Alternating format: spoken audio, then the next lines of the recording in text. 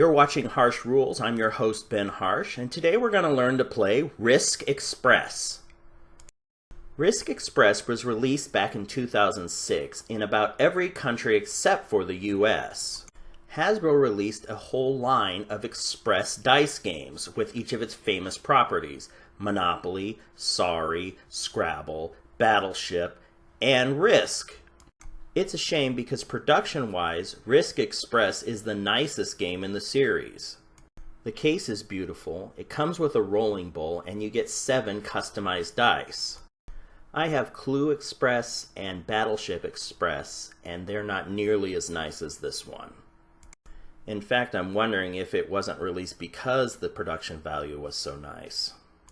Hasbro US can be notoriously cheap at times. The good news is that Reiner Knizia did re-release this game as Age of War through Fantasy Flight last year. So while I'm going to show you the Risk Express version today, the Age of War version is easily obtainable. Alright people, get your bits together, it's time to set up the game. In step 1, you're going to place the little Risk case in the center of the table, flip it over, and remove the back. Inside you'll find the customized dice and the territory discs strapped to the underside of the lid. Next, place the territory discs on the table. Now I've arranged the disc here so it's in configuration with the original Risk board, but you can put them however you like.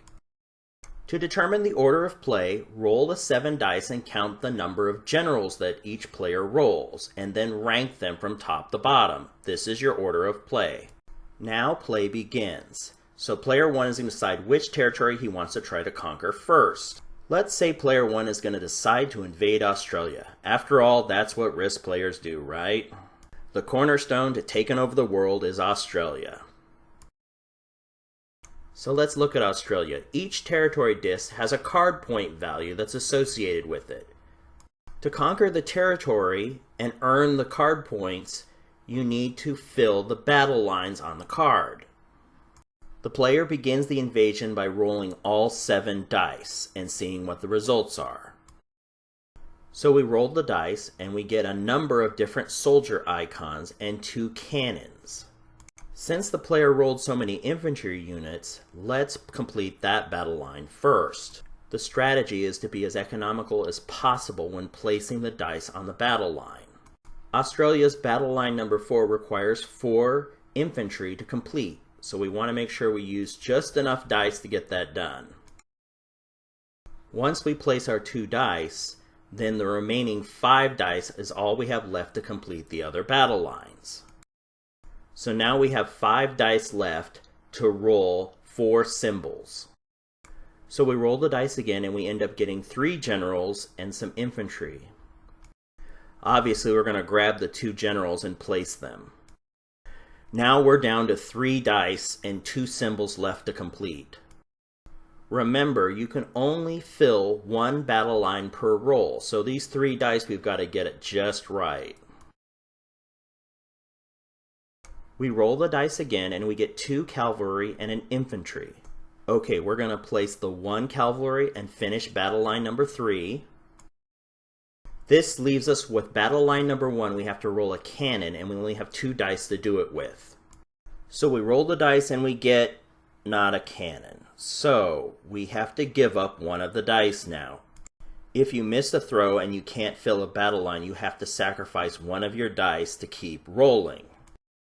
Okay, we're down to 1 dice. So we either get our cannon or we lose the battle and we're not able to capture this territory. So let's roll the dice and see what happens. We roll the dice and luck is on our side and we get the cannon, so we're able to complete the last battle line and capture the territory. Now that we've conquered Australia, we get 3 points added to our total points for the end of the game. Since Australia only has 1 territory disc and we've conquered it, we flip the disc over and that territory is now locked. No one else can conquer it. A player can only attempt to conquer 1 territory disc per turn, so he's going to pass the bowl to player number 2. Now Australia is locked because it only has 1 territory and it's been claimed by a player. However, the larger continents have multiple territories, and until all of them are conquered, players can attempt to take them from each other. To invade another player's territory and conquer it, you need to complete an additional battle line. I'll show you what that looks like. In this example, we have the territory disk for Japan, and we're going to pretend like it's been conquered by another player already. So we want to roll in and try to conquer it. Now normally it has 3 battle lines that need to be completed, but because it's held by another player, you have to also complete the general battle line. If you look at the symbol on the general battle line and you look at battle line number 3, you'll see the symbols are the same, but the general battle line is a circle and it's filled in. That's how you tell the difference. So if no one holds Japan and you're attacking it for the first time, you only need to fill in the first 3, but if someone holds it, you need to do the general battle line as well. Other than having to complete an additional battle line, the gameplay is the same, except that you have another player hoping you'll miss your throw, as if my... So how do we know when the game's over? So when every territory has been conquered, the game ends and you count up your points.